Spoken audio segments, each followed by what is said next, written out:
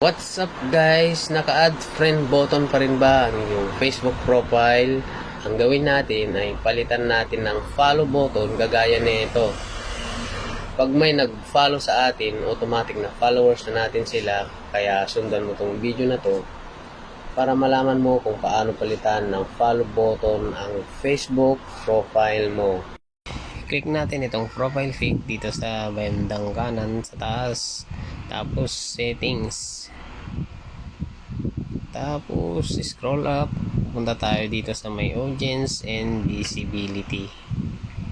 Tapos i-click natin itong how people find and contact you.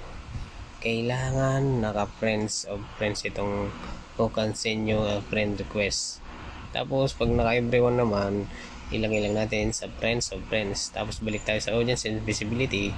Click natin itong followers and public content. Kailangan naka-public itong mga ito para madaling mahanap yung mga post natin. Tapos balik tayo sa profile natin, click natin yun, tapos tatlong dot, i-click natin yan, tapos view as para makita natin yung resulta. Ito na yung kinalabasan, naka-follow button na siya guys.